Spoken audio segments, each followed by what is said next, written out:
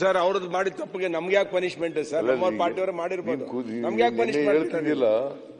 ನೆನ್ನೆ ಹೇಳ್ತಿದ್ದಿಲ್ಲ ಸರ್. ನಿಮಗೂ ಬದಾಮಿ ಎಲ್ಲರೂ ಕೊಟ್ಟಾರಲ್ಲ ನಮ್ಮವರಿಬ್ರು. ಬದಾಮಿಗೆ ನಿಮಗೂ ಸಾಕಟ್ಟು ಕೊಟ್ಟಾರ ನಮ್ಮವರಿಬ್ರು. ಕೂತ್ಕೊಳ್ರಿ, ನೀವು ಪಕ್ಷದಿಂದ ಎಕ್ಸ್ಪೆಲ್ ಆಗಿದ್ದೀರಿ, ಕೂತ್ಕೊಳ್ಳಿ. ಅಲ್ಲ ಎಕ್ಸ್ಪೈಲ್ ಆದ್ರೆ ಏನ್ ಸರ್? ಅದಕ್ಕೆ ನೀವ್ಯಾಕೆ ಬೈತೀರಾ? ಅಲ್ಲ ಅವ್ರು ಸರ್ ಅವ್ರ ಎಕ್ಸ್ಪೈಲ್ ಆಗಿ ನೀವ್ಯಾಕೆ ಹೇಳ್ತೀರಾ ಸರ್? ಅಲ್ಲ ಪಾರ್ಟಿಯಿಂದ ಎಕ್ಸ್ಪೈಲ್ ಅವರು ಶಾಸಕರದಾರ. ಮಂತ್ರಿಗಳ ನಿಮ್ಮನ್ನು ದೇವೇಗೌಡರು ಎಕ್ಸ್ಪೆಲ್ ಮಾಡಿದ್ರಲ್ಲ, ನಮ್ಮನ್ನು ಎಕ್ಸ್ಪೆಲ್ ಮಾಡಿದ್ರು ಸರ್ ದೇವೇಗೌಡರು.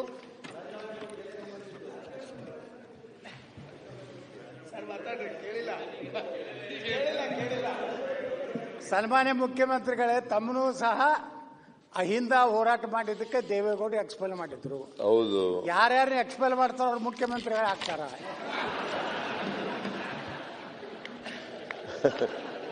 ಈಗ ನೀವು ಮುಖ್ಯಮಂತ್ರಿ ಆದ್ರೆ ಬಹಳ ಸಂತೋಷ. ಯಾವ ಪಾರ್ಟಿಯಿಂದ ಆಗದು? ನೀವು ಯಾವ ಪಾರ್ಟಿಯಿಂದ ಆಗದು? ಬಿಜೆಪಿಯಿಂದ ಎಕ್ಸ್ಪೆಲ್ ಮಾಡಿಬಿಟ್ಟಿದ್ದಾರೆ. ನೀವು ಒಂದು ಹೊಸ ಪಕ್ಷ ಮಾಡಿ ಚೀಫ್ ಮಿನಿಸ್ಟರ್ ಆಗ್ಬೇಕಾದ್ರೆ ನಾನ್ ಅಡ್ಜಸ್ಟ್ಮೆಂಟ್ ಪೊಲಿಟಿಕಲ್ ಪಾರ್ಟಿ. ಈಗ ಯತ್ನಾಳ್ ಅವ್ರೆ ಒಂದು ಹೊಸ ಪಕ್ಷ ಮಾಡ್ಲಿ ಪಾಪ. ಅವ್ರು ಮುಖ್ಯಮಂತ್ರಿಗಳೇ, ಸನ್ಮಾನ್ಯ ಅಧ್ಯಕ್ಷರೇ, ಪಕ್ಷದ ಹೆಸರು ಹೇಳಿ. ನಾವು ನಾನ್ ಅಡ್ಜಸ್ಟ್ಮೆಂಟ್ ಪೊಲಿಟಿಕಲ್ ಪಾರ್ಟಿ ಮಾಡಕತ್ತೀವಿ. ನಮ್ಮ ಪಾರ್ಟಿದಿಂದ ಏನೋ ಈ ಬಿಜೆಪಿಗೆ ನುಕ್ಸಾನ ಆಗಬಾರ್ದು ಅಂತ ಅಂಜಲಕತ್ತೀವಿ. ನಿಮಗೆ ಲಾಭ ಆಗಿದ್ದು ಹೇಳಿ. ನಮಗೆ ಲಾಭ ಆಗ್ಬೇಕಾದ್ರೆ ನೀವು ಒಂದು ಹೊಸ ಪಾರ್ಟಿ ಮಾಡಬೇಕು.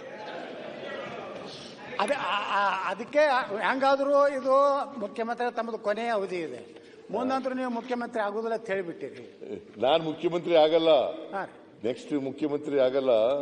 ನೀವು ಆಗ್ಬೇಕಂತೀರಲ್ಲ, ಅದಕ್ಕೋಸ್ಕರ ಹೊಸ ಪಾರ್ಟಿ ಮಾಡಿ. ಅದೇ ಸರ್, ಈಗ ನೀವು ಮುಖ್ಯಮಂತ್ರಿ ಆಗುದಿಲ್ಲ ಅಂದ್ರೆ ನಿಮ್ಮ ಏನು ಓಟ್ ಅದೋ ಎಲ್ಲ ನಮ್ಮ ಕಡೆ ಬರ್ತಾವ, ನಾವು ಮುಖ್ಯಮಂತ್ರಿ ಆಗ್ತೀವಿ.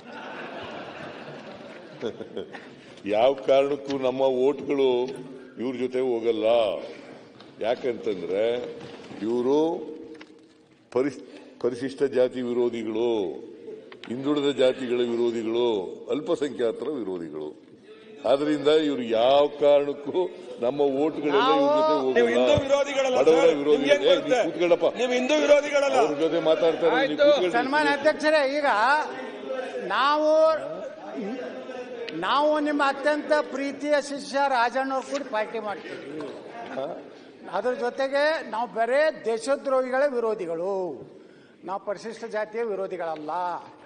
ನಮ್ಮ ದೇಶದ ಎಲ್ಲ ಜನಾಂಗ ಬಹಿರಂಗವಾಗಿ ಟೋಪಿ ಹಾಕಿರೋರು ಓಟ್ ಬೇಡ ಅಂತ ಹೇಳೋರು ಯಾರು? ಓಟ್ ಬೇಡ ಅಂತ ಹೇಳೋದು ನಾನೇ ಬಿಡ್ರಿ. ಅದ್ರಾಗೆ ಇವರು ದೇಶದಲ್ಲಿ ಅವರು ಓಟ್ ಬೇಡ ಅಂತ ಹೇಳೋದು ನಾನೇ. ಏನು ಅದಕ್ಕೇನು ಭಯ ಇಲ್ಲ, ಅಂಜಿಕಿಲ್ಲ, ಏನು ಯಾರ್ದು ಬಿಡೇ ಇಲ್ಲ. ಆಯ್ತು ಸಬ್ಜೆಕ್ಟ್. ಅದಕ್ಕೆ ನೀವು ಯಾವ ಕಾರಣಕ್ಕೂ ಮುಖ್ಯಮಂತ್ರಿ ಆಗಲ್ಲ, ಅಧಿಕಾರಕ್ಕೆ ಬರೋದೂ ಇಲ್ಲ. ನೆಕ್ಸ್ಟ್ ಎಲೆಕ್ಷನ್ ನಲ್ಲಿ ನೀವು ಪೂರ್ಣವಾಗಿ ಸೋಲ್ತೀರಿ. ನೀವು ಸೋಲ್ತಿರೋ ನಾವು ಸೋಲ್ತೀವೋ, ನಾವು 130 ಬಂದು ನಿಮ್ಮ ಜಾಗದಾಗ ನಾವೇ ಬಂದ್ಕೊಂಡಿರ್ತೀವಿ. ಬಹಳ ಸಂತೋಷ, ಬಹಳ ಸಂತೋಷ. 2028ರಲ್ಲಿ ಯಾವ ಪಾರ್ಟಿಯವರು ಹೇಳಿ? 2028ರಲ್ಲಿ ನಮ್ಮ ಪಕ್ಷನೇ, ಕಾಂಗ್ರೆಸ್ ಪಕ್ಷನೇ ಮತ್ತೆ ಅಧಿಕಾರಕ್ಕೆ ಬರುತ್ತದೆ. 100ಕ್ಕೆ 100 ಸತ್ಯ. ನೀವು ಯಾವ ಕಾರಣಕ್ಕೂ ಬಿಜೆಪಿ ಆಗಲಿ, ಜೆಡಿಎಸ್ ಆಗಲಿ, ಯತ್ನಾಳ್ ಇಂಡಿಪೆಂಡೆಂಟ್ ಆಗಿದ್ದಾರೆ. ಈಗ expelled member of the BJP, erstwhile BJP, ಅವರು ಯಾವ ಕಾರಣಕ್ಕೂ ಅಧಿಕಾರಕ್ಕೆ ಬರಕ್ಕೆ ಸಾಧ್ಯ ಇಲ್ಲ. ನೀವೇನಾದ್ರು ಒಂದು ಹೊಸ ಪಾರ್ಟಿ ಮಾಡಿದ್ರೆ ಸಾಧ್ಯತೆ ಇದ್ರೂ ಇರಬಹುದು. ಮಾನ್ಯ ಅಧ್ಯಕ್ಷರೇ, ಈಗ ಕೋರಂ ಕಡಿಮೆ ಆದಾಗ ಜೆಡಿಎಸ್ ಕೇಳಲ್ವಾ? ಕೇಳಿ ಸರ್. ಪ್ರಕಾಶ್ ಕೂತ್ಕೊಳ್ಳಿ. ಕೋರಂ ಏನಾದ್ರು ಕಡಿಮೆ ಆದ್ರೆ ಜೆಡಿಎಸ್ ಮತ್ತೆ ಕೇಳಲ್ವಾ ತಾವು? ಯಾರು? ಇಲ್ಲ, ನಾವು ಮತ್ತೆ ನೀವು ಬಿಜೆಪಿ ನಾವು ಓದ್ ತಗೊಂಡಾಗ, ಶಾಸಕರಾಗಿ ಓದ್ ತಗೊಂಡಾಗ ಮೇಲೆ ನೀವೊಂಥರ ಅಸ್ಪೃಶ್ಯ ತರ ಆಗ್ಬಿಟ್ಟಿದ್ದೀರಿ. ಸಿದ್ಧಾಂತ ನಮ್ಮ ಹತ್ರ ಇದೆ, ಹೊಂದಾಣಿಕೆ ಇದೆ. ಯಾವ ನಮ್ಮ ಸಿದ್ಧಾಂತ ಜೆಡಿಎಸ್ ನಮ್ದಿದ್ದೇ ಇದೆ. ನಾನು ಪಕ್ಷ ಜನತಾ ಜೆಡಿಎಸ್ ಪಕ್ಷ ಕಟ್ಟಿದವನು, ನಾನು ಚೇರ್ಮನ್ ಆದವನು, ನಾನೇ ಇಲ್ಲಿ ನೀವು ಆ ಪಕ್ಷ ಎಕ್ಸ್ಪೆಲ್ ಮಾಡಿದ್ರು ಅಂತ ಬಂದ್ಬಿಟ್ಟು ಇಲ್ಲಿ ಕಾಂಗ್ರೆಸ್ ಸೇರ್ಕೊಂಡಿದ್ದೀನಿ. ನೀವು ನೋಡಿ ಯಾಕೆ ನಿಮ್ಗೆ ಹೇಳ್ತಾ ಇದ್ದೀನಿ ಅಂತಂದ್ರೆ, ನಾನು ಅಧ್ಯಕ್ಷನಾಗಿರುವಾಗ 59 ಸ್ಥಾನ ಗೆಲ್ತು ಜೆಡಿಎಸ್. ಅದಾದ್ಮೇಲೆ ಈಗ ಎಷ್ಟಿದ್ದೀರಿ? 18ಗೆ ಬಂದಿದ್ದೀರಿ. ಮುಂದಿನ ಸಾರಿ 2-3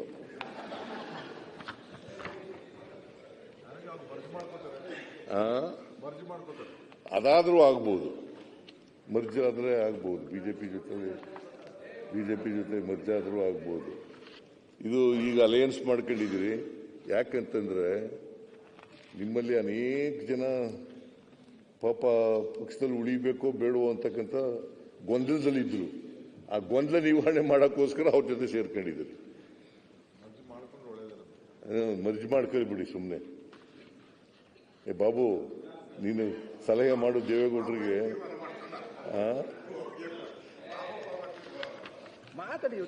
ಲೀಡರ್ ಒಂದ್ ನಿಮಿಷ. ಫ್ಲೋರ್ ಲೀಡರ್ ಅಲ್ಲ. ಈ ರಾಜ್ಯದಲ್ಲಿ ಲೋಕಸಭಾ ಚುನಾವಣೆಯಲ್ಲಿ 143 ಕ್ಷೇತ್ರದಲ್ಲಿ NDA ಅಭ್ಯರ್ಥಿಗಳಿಗೆ ಮೆಜಾರಿಟಿ ಬಂದಿದೆ. ಈ ರಾಜ್ಯದಲ್ಲಿ 136 ಸೀಟು ಕಾಂಗ್ರೆಸ್ ಪಕ್ಷ ಬಂದಿರೋದು ಒಪ್ಕೊಳ್ಳೋಣ. ಆಯ್ತು. ಜೆಡಿಎಸ್ ಬಗ್ಗೆ ಈಗ ಮಾನ್ಯ ಮುಖ್ಯಮಂತ್ರಿಗಳು ನೋಡಿ, ಜೆಡಿಎಸ್ ಪಕ್ಷದಲ್ಲಿ ಬೆಳೆದಂತವ್ರು. ಹೌದು. ಈಗ ರಾಷ್ಟ್ರದ ರವಿಕುಮಾರ್ ಅವರೇ, ಅವ್ರು ಬೇರೆ ರಾಜ್ಯಗಳಲ್ಲಿ ಹೋಗಿ ಕಾಂಗ್ರೆಸ್ ಪಕ್ಷ ಕಟ್ಟಿದ್ರೆ ಎಲ್ಲ ರಾಜ್ಯಕ್ಕೆ ವಿಶ್ಲೇಷಣಕಾರ ಪಕ್ಷನ ಕಡೆಗಣಿಸೋ ಮಾತುಗಳು ಮಾತಾಡ್ತು. ಚರ್ಚೆ ರಾಜಕೀಯ ಪಕ್ಷನ ಕಡೆಗಣಿಸೋ ಇಲ್ಲಿ ಚರ್ಚೆ ಬೇಡ.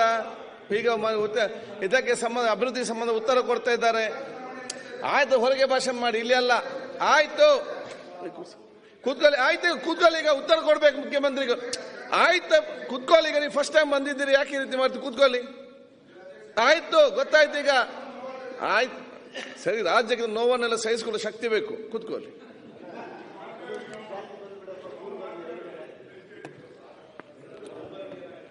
ಅಧ್ಯಕ್ಷರೇ, ಈಗ ಅಭಿವೃದ್ಧಿ ಬಗ್ಗೆ ಚರ್ಚೆ ನಡೀತಾ ಇದೆ. ಬೇಡ, ಈಗ ಸಿದ್ದರಾಮಣ್ಣವರು ಅದು ತಿರುಗ ಸುತ್ತಿಸ್ತಾವ್ರು ಊರೆಲ್ಲ. ನಾವು ಡೆವಲಪ್ಮೆಂಟ್ ದಯವಿಟ್ಟು ಬೇಡ. ಈಗ ಅಧಿಕಾರಕ್ಕೆ ಬರೋದು ಅವ್ರ ಕೈಯಲ್ಲೂ ಇಲ್ಲ, ನಮ್ಮ ಕೈಲೂ ಇಲ್ಲ, ಭಗವಂತನ ಕೈಯಲ್ಲೈತೆ. ಭಗವಂತ ಎಲ್ಲ ಜನಗಳ ಕೈನಲ್ಲಿ. ಆ ಭಗವಂತ ಈ ರಾಜ್ಯದ ಜನ, ಭಗವಂತ ಈ ರಾಜ್ಯದ ಜನತಾ ಜನಾರ್ದನ. ಇದೇ ಸಿದ್ದರಾಮಯ್ಯನವರು 2017 ಇರೋದು. ಮುಂದಿನ ಸರಿನೂ ಕಾಂಗ್ರೆಸ್ಸೇ ಬರೋದು. ಕಾಂಗ್ರೆಸ್ಸೇ ಅಂದ್ರು, ಬರಲೇ ಇಲ್ಲ. ಅದಕ್ಕೆ ಕಳೆದ 30 ವರ್ಷದ ಇತಿಹಾಸ ನೋಡಿ, ರಿಪೀಟೇ ಆಗಿಲ್ಲ. ಯಾರು ರಿಪೀಟ್ ಆಗಿಲ್ಲ. ಅದರಿಂದ ಯಾರು ಪರ್ಮನೆಂಟ್ ಅಲ್ಲ.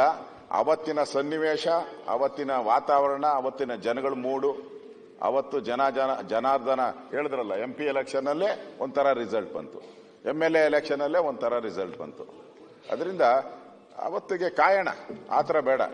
ಅಷ್ಟಲ್ಲೇನ ನಿಮ್ ಭಯ ಇದ್ರೆ, ಸರ್ಕಾರ ಬಿದ್ದೋತತೆ ಅಂತ ಭಯ ಇದ್ರೆ ನಾವೇನ ಮಾತಾಡೋಣ.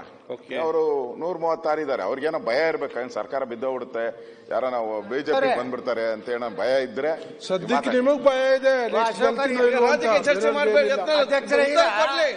ಈಗ ಮುಖ್ಯಮಂತ್ರಿಗಳು ಹೇಳ್ಬೇಕು, ಈ ಪೂರ್ಣ 5 ವರ್ಷ ನೀವೇ ಮುಖ್ಯಮಂತ್ರಿ ಇರ್ತೀವಿ, ಅದನ್ನ ಹೇಳ್ಬೇಕು.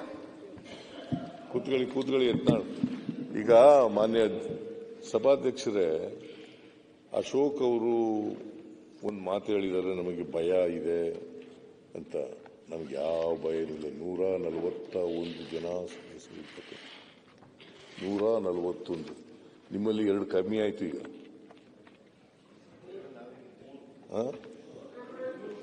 3 ಕಡಿಮೆ ಅದು. ನಿಮಗೆ ಆ ಭಯ ಇರಬೇಕು ಅಷ್ಟೇ ಸರ್. ತಿರುಗಿ ಯಾಕೆ ಅಲ್ಲಿ ಹೋದ್? ನಿಮ್ಮಲ್ಲಿ 16 ಜನ ಕಡಿಮೆ ಆದ್ರು, ನಮ್ಮಲ್ಲಿ 3 ಜನ ಕಡಿಮೆ ಆದ್ರು. ನಿಮ್ಮಲ್ಲಿ 16 ಜನ ಕಡಿಮೆ ಆದ್ರಲ್ಲ ಸರ್, ನಾವು ಸರ್ಕಾರ ಮಾಡಿದಾಗ 16 ಜನ. ಅಲ್ಲ, ಅದು ಬಿಟ್ಟು ನಿಮಗೆ ಗೆಲ್ಲೋ ಶಕ್ತಿ ಇಲ್ವಲ್ಲ. 16 ಜನ ಖರೀದಿ ಮಾಡಿ ಮತ್ತೆ ರಾಜಣ್ಣ ಕ್ರಾಂತಿ ನವೆಂಬರ್ ಕ್ರಾಂತಿ ಅಂತಾನೆ ಅವ್ರೆ. ಈ ಪತ್ರಿಕೆಯವರು ಬಿಡಲ್ಲ. ಯಾಕೆ ನವೆಂಬರ್? ಅದೇನಾಗ್ತದೆ ನೋಡೋಣ. ನಾವು we are waiting for November. We are waiting for November. ಅಲ್ಲಿವರೆಗೂ ನಾವೇನು ಮಾತಾಡೋಣ. ಬರಲಿ ಅವ್ರು ತಗೊಂಡೋಗ್ತಾರೆ. ಅಧ್ಯಕ್ಷರೇ, 11 ವರ್ಷಗಳ ಕಾಲ ಇವರು ಬಿಜೆಪಿಯವರು ಅಧಿಕಾರದಲ್ಲಿದ್ದರು. 2006ರಿಂದ ಸಮ್ಮಿಶ್ರ ಸರ್ಕಾರ ಆಯಿತು. ಅದರಲ್ಲೂ ಪಾರ್ಟ್ನರ್ ಆಗಿದ್ರು. 20 ಮಂತ್ಸ್ ಅಂತ ಆಗಿತ್ತು. ಆಮೇಲೆ 2008ರಲ್ಲಿ ನಿಮಗೆ ಜನ ಆಶೀರ್ವಾದ ಮಾಡಲಿಲ್ಲ. ಮಾಡಿದ್ರ 113 ಜನ ಗೆದ್ರ, ನೀವು ಗೆಲ್ಲಿಲ್ಲ. ಮತ್ತೆ 2018ರಲ್ಲಿ ಮತ್ತೆ ಜನ ಆಶೀರ್ವಾದ ಮಾಡಲಿಲ್ಲ. ಇವರು ಅಧಿಕಾರಕ್ಕೆ ಬಂದಿರೋದು ಆಪರೇಷನ್ ಕಮಲದ ಮೂಲಕ ಅಧಿಕಾರಕ್ಕೆ ಬಂದಿದ್ದಾರೆ ಹೊರತು ಜನರ ಆಶೀರ್ವಾದದಿಂದ ಅಧಿಕಾರಕ್ಕೆ ಬಂದಿಲ್ಲ. ಮುಂದೆನೂ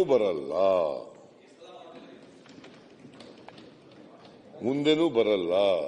ನೀವು ಇಬ್ರು ಜೊತೆ ಸೇರ್ಕೊಂಡ್ರೂ ಬರಲ್ಲ. ಜನ ನಿಮ್ಮನ್ನ ಸಂಪೂರ್ಣವಾಗಿ ತಿರಸ್ಕಾರ ಮಾಡ್ತಾರೆ. ಮಾನ್ಯ ಸೀಟ್ ಲೀಡ್ ಬಂದಿದ್ದೀರಿ. ಇನ್ನೊಂದ್ 2 ವರ್ಷ ಆಗಿ ನಿಮ್ ಸರ್ಕಾರ ಎಲ್ಲ ಅವ್ಯವಹಾರ ಎಲ್ಲ ಆದ್ಮೇಲೆ ನಾವು 175 ಸೀಟ್ ಗೆಲ್ತೀವಿ. ಬರ್ದ್ ಮಾಡ್ಕೊಳ್ರಿ, ಹೇಳಿದೀನಿ. ನೆಕ್ಸ್ಟ್ 175 ಸೀಟ್ ಗೆದ್ದೇ ಗೆಲ್ತೀರಿ. ನಾವು ಬರ್ದ್ ಮಾಡ್ಕೊಳ್ರಿ. 5 ಪಂಚಾಯತಿ, ಪಟ್ಟಣ ಪಂಚಾಯತಿ ಎಲೆಕ್ಷನ್ ನಡೀತು. ಎಷ್ಟು ಗೆದ್ರಿ ನೀವು? ಏನು ಗೆದ್ದಿಲ್ಲ ನೀವು. ಯಾವಾಗಲೂ ರೂಲಿಂಗ್ ನಲ್ಲೂ ಯಡಿಯೂರಪ್ಪನವರು ಮುಖ್ಯಮಂತ್ರಿ ಆಗಿದ್ದಾಗ ಎಲ್ಲಾ ಬೈ ಎಲೆಕ್ಷನ್ ನಾವೇ ಗೆದ್ದಿಲ್ಲ. ಗೆದ್ದಿಲ್ಲ. ಎಲ್ಲ ಬೈ ಎಲೆಕ್ಷನ್ ನಾವೇ ಗೆದ್ದವೆಲ್ಲ ನಾವೇ ಬಿಟ್ರೆ ಬೇರೆ ಕಡೆ ಎಲ್ಲೂ ಗೆದ್ದಿಲ್ಲ. ಪಂಚಾಯತಿಗಳಲ್ಲಿ ಗೆದ್ದಿಲ್ಲ. ಅದರಿಂದ ನಾವು 3 ಬೈ ಎಲೆಕ್ಷನ್ ನಡೀತಲ್ಲಪ್ಪ. ಯಾಕೆ ನೀವು ಸೋತ್ರಿ? ಚನ್ನಪಟ್ಟಣ ಯಾಕೆ ಸೋತ್ರಿ? ಸಿಗ್ಗಾಂವ್ ಯಾಕೆ ಸೋತ್ರಿ? ಸೇಡಂ ಯಾಕೆ ಸೋತ್ರಿ? ಚನ್ನಪಟ್ಟಣ ಅಲ್ಲಿ ಗೆದ್ದಿದ್ದು ನೀವು, ಅಲ್ಲಿ ಸೋತ್ರಿ. 2 ಮಾಜಿ ಮುಖ್ಯಮಂತ್ರಿ ಕ್ಷೇತ್ರ ಅಲ್ಲಿ ಸೋತ್ರಿ. ಕರ್ಕೊಂಡ್ಬಂದು ಯೋಗೇಶ್ವರ್ ಆಪರೇಷನ್ ಮಾಡಿ ಗೆದ್ದು ಅಂದ್ರೆ ಹೇಗೆ ಸರ್? ಆಯ್ತಪ್ಪ.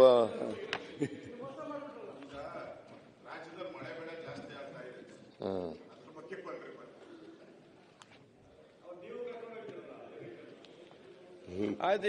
ಈಗ ಯೋಗೇಶ್ವರ ಎಲ್ಲಿದ್ರು ಮೊದಲು? ಮತ್ತೆ ಆಮೇಲೆ ನೀವು ಕರ್ಕೊಂಡಿಲ್ವಾ? ಇದು ರಾಜಕೀಯ ಸ್ಥಿತಾಂತರಗಳು ನಡೀತಲೇ ಇರ್ತವೆ. ಈಗ ಸುರೇಶ್ ಮಾತಾಡಕ್ಕಾಗ ರಾಜ್ಯಕ್ಕೆ ಚರ್ಚೆ ಬೇಡ. ಉತ್ತರ ಸುಮ್ಮನೆ ಕೂತ್ಕೊಳ್ಳಿ, ಬೇಡ ಸರ್. ಡೆವಲಪ್ಮೆಂಟ್ ಬಗ್ಗೆ ಉತ್ತರ ಕೊಟ್ಟು ಸರ್.